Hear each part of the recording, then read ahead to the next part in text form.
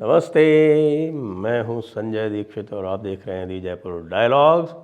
याद रखें, हमारा मर्चेंडाइज स्टोर आपना, और वहां से आप बहुत सी नई नई हुडीज़, पोलो शर्ट्स, राउंड नेक शर्ट्स, पुस्तकें इत्यादि खरीद सकते हैं धार्मिक और इंडिक थीम्स पर। वसुंधरा राजे, क्या बाय बाय महारानी कहने का समय आ गया है? देखिए, सन्नाटा तो उनके घर पर कल से ही पसर गया था। परसों जो आपने देखा था और जो चारों तरफ मीडिया पे चलवाया जा रहा था, जी नहीं, चलाया नहीं जा रहा था, चलवाया जा रहा था, और वो चलवाया जा रहा था विशेषकर कुछ चैनल्स पर। जी हाँ, TV9 और जी को यदि आप देखते तो आप ये सोचते कि वसुंधरा तो भाई चीफ मिनिस्टर बन ही गई, तो केवल घोषणा होनी बाकी है। बाकी तो उन्होंने डायरेक्शंस दे दिए हैं नरेंद्र मोदी को, और ये कहा है कि हाँ भाई, ज़रा जल्दी से अनाउंस कर दो मेरा नाम, क्योंकि मैं ही तो हूँ यहाँ पर, जिसके पास 70 और 80 और 90 और 100 और 115 MLA का समर्थन है। भले ही मिलने 40-50 गए हों, और भले ही उनको फ़ोन कर करके बुलवाया गया हो, और ये कहने के लिए कि भाई महारानी साहिबा मिलना चाहती हैं, और आप जानते हैं कि ऐसे समय पर कौन MLA ऐसा होगा जो रिस्क लेगा जब उसको पता नहीं होगा कि भाई चीफ मिनिस्टर कौन बनने वाला है। तो भाई माहौल तो अच्छा बनाया। परसों कल सन्नाटा छा रहा था, और मिलने खाली उनके जो खास चंपू हैं हमारे कालीचरण सराफ जी जैसे, और उल्टे पुल्टे स्टेटमेंट देने। लेकिन अब कालीचरण सराफ जी, आपको तो अब मुझे लगता है कि मंत्री पद मिलना बड़ा दुष्कर सा हो गया है। बड़ी मुश्किल से तो आपको टिकट मिला। मालवीय नगर जैसी सीट जो कि 100% सर्टन रहती है भारतीय जनता पार्टी के लिए, उसको आपने किसी तरह से जोड़ तोड़ करके, संघ के पैर जोड़ के, हाथ पैर जोड़ के, संघ से अपनी निष्ठाओं का बखान करके। जी हाँ, ये तो मुझे पता है कि जब आप मंत्री थे, आप मेरे मंत्री थे, मैंने तो देखा ही है ना कि उस समय आपके जो मंत्री, जो आपके मंत्रालय हुआ करते थे, उनमें संघ का एक रिप्रेजेंटेटिव होता था, और वो संघ के बिहाफ पे आप जो भी उनकी सिफारिशें आती थी वो तुरंत तत्परता से पूरी करते थे। तो आपने एक पैर संघ में रखा हुआ था और एक पैर आपने वसुंधरा के खेमे में रखा हुआ था। उसी जुगत से आपने टिकट लिया, और उसके बाद आप कह रहे हैं कि वसुंधरा जी ही बननी चाहिए। क्यों? अरे भाई, RSS के खेमे में पूरी तरह चले जाते तो आज ये स्थिति नहीं आती है। अब आप कैसे बनोगे मंत्री? अब ये दुविधा जो है ये सबके लिए हो गई। क्यों? क्योंकि भाई आज तो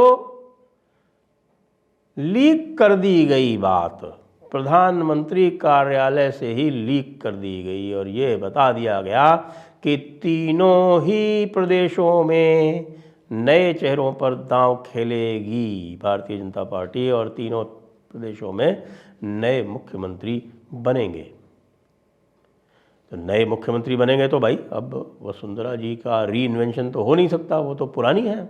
उनका तो USP ही यही है कि भाई वो 2 बार मुख्यमंत्री रह चुकी हैं, और वो कहती हैं, आजकल मैं देख रहा था कुछ चैनल्स जो हैं अभी भी उनका गुणगान कर रही हैं। वैसे तो मीडिया में उनकी अच्छी पैठ है, हम जानते हैं किस तरह से वो पैठ बनाती हैं।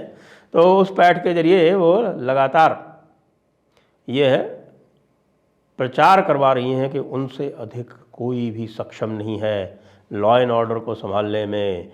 यहाँ पर बिगड़ी हुई लॉ एंड ऑर्डर है, यहाँ पर बिगड़ी हुई आर्थिक व्यवस्था है, इसको तो कोई अनुभवी ही संभाल सकता है, और वो अनुभव केवल वसुंधरा राजे के पास है।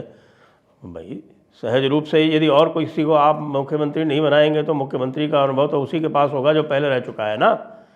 तो भारतीय जनता पार्टी ने अब ये तय किया है कि मुख्यमंत्री का अनुभव दूसरे लोगों को भी दिया जाए, क्योंकि जिससे वो मुख्यमंत्री का अनुभव पाकर अनुभवी बन सकें। अब क्या होगा? महारानी साहिबा का अब क्या होगा? क्योंकि मुख्यमंत्री पद के बिना तो वो रह नहीं सकती।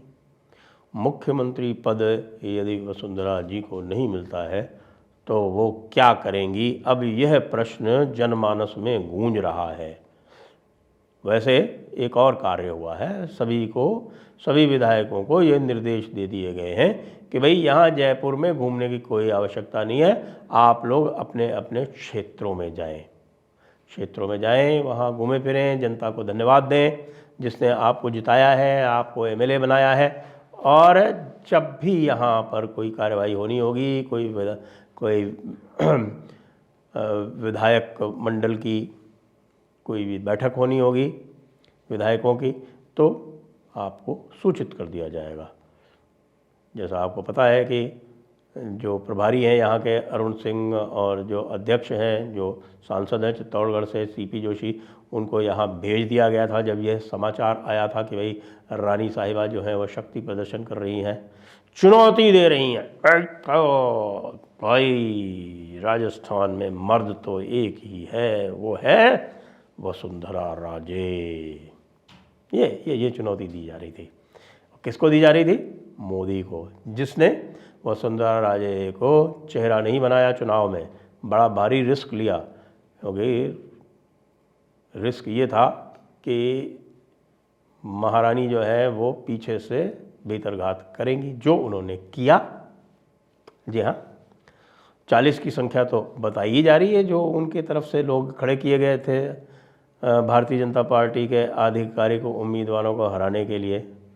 उनमें से बहुत सारे जीत भी गए, कोई 7 जीत गए, लेकिन जो 8 इंडिपेंडेंट जीते हैं उसमें से 7 भारतीय जनता पार्टी के, और 8वें जो है वो भी एक प्रकार से भारतीय जनता पार्टी के समर्थन में आने के लिए तैयार हैं, हनुमानगढ़ वाले।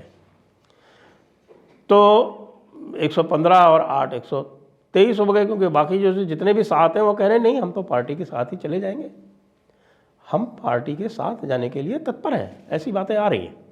उनमें से किसी ने भी अभी तक खुल के ये नहीं कहा कि नहीं भाई हम तो केवल वसुंधरा राजे के साथ जाएंगे। वो तो कह रहे हैं हम भाजपा के साथ चले जाएंगे, हमारी तो भाजपा के साथ ही निष्ठाएं थी, भाजपा ने हमको टिकट नहीं दिया, कोई बात नहीं, हम उनको माफ़ कर देंगे, उनके साथ चले जाएंगे। लीजिए महारानी जी, जिनको आपने जिता दिया वही आपको छोड़ गए।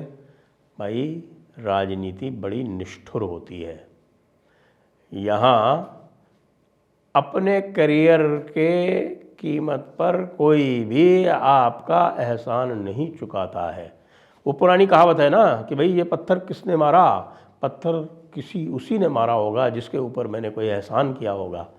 तो जिसके ऊपर आप एहसान करते हैं ना, उसके मन में एक भाव होता है कि भाई ये कहीं एहसान जो है मेरे ऊपर जता न दे, तो पहले से ही उस एहसान को उतार दो, पत्थर मारना आरंभ कर दो। वो पत्थर मारने की प्रक्रिया आरंभ हो चुकी है। महारानी साहिबा का रास्ता संभवतः पूरी तरह से बंद है। और अब आगे क्या होगा?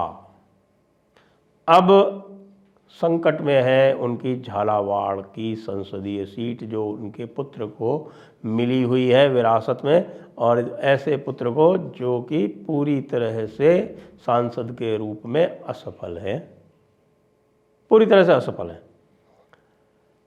अब कहीं ऐसा न हो कि केंद्रीय नेतृत्व ये निर्णय ले ले कि वसुंधरा जी आपके पास तो एक ही रास्ता है, आप ऐसा करिए कि आप चुनाव लड़ लीजिए लोकसभा का, और लोकसभा का चुनाव लड़के आ जाइए, आपको मंत्री बना देंगे, और आपकी जो खाली की जाएगी झालरापाटन की जो विधायक की सीट खाली की जाएगी वो आपके पुत्र को दे देंगे। तो आपका पुत्र जो है वो चला जाएगा विधानसभा में। वैसे भी बहुत सारे सांसद गए हैं विधानसभा में, आपने देखा होगा। 7 सांसदों को लड़ाया गया, उनमें से 4 जीत भी गए, 3 हार भी गए, और जो जीते हैं 12 सांसद जो जीते हैं उनसे सबसे ये कह भी दिया गया कि आप अपना इस्तीफ़ा दे दीजिए। उनमें से लगभग सभी ने दे ही दिया है। एक बाबा बालकनाथ का अभी तक समाचार नहीं आया था जब मैं इस समय रिकॉर्ड कर रहा हूँ, लेकिन वो चूँकि थे नहीं उस आज बताते हैं लोकसभा में, इसलिए उनका नहीं आया, वो भी आ जाएगा। तो सांसद जो है वो विधायक बनना एक सामान्य सी प्रक्रिया बना दी गई भारतीय जनता पार्टी के अंदर। तो भाई दुष्यंत सिंह जी जो है वो विधानसभा में चले जाएं, और महारानी साहिबा जो है वो केंद्र में चली जाएं, मंत्री बन जाएं। मन तो उनका लगता नहीं है मुख्यमंत्री पद के अलावा कहीं भी। अब सांसद बन के हो सकता है उनको, यदि वो भी तमीज़ से रहेंगी तो, जी तमीज़ से रहेंगी तो ही वो संभव है। उठा पटक करेंगी, चुनौती देंगी और लटके झटके दिखाएंगी, आंखें दिखाएंगी, आंखें तरेरेंगी, फूं फां करेंगी, तो भाई कुछ भी नहीं होना। तो फिर ऐसा करो, आप तो एक साधारण सा एक एमएलए बन के यहाँ रह जाओ और 13 सिविल लाइंस जो है उसको खाली कर दो और एक सामान्य बंगले में चले जाओ, क्योंकि 13 सिविल लाइंस जो है उनके ऊपर विशेष कृपा करके पहले पूर्व मुख्यमंत्रियों के लिए बंगले आरक्षित किए गए, वो हाई कोर्ट ने उड़ा दिए। जब हाई कोर्ट ने उड़ा दिए तो फिर वो जो बंगला उनके नाम पर मिला हुआ था जनरल एडमिनिस्ट्रेशन डिपार्टमेंट से, वो उनके भाई साहब यानी कि अशोक गहलोत जी ने कृपा करके ट्रांसफ़र कर दिया किसके पास, विधानसभा के पास, और विधानसभा वालों ने उनको अलॉट कर दिया। स्पीकर साहब ने अपना बंगला लिया नहीं था, तो अब वो स्पीकर साहब के लिए बहुत अच्छा रहेगा 13 सिविल लाइंस। क्यों, ठीक है ना?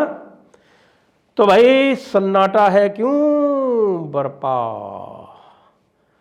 थोड़ी सी जो बगावत कर दी है। जय हिंद, जय भारत, वंदे मातरम।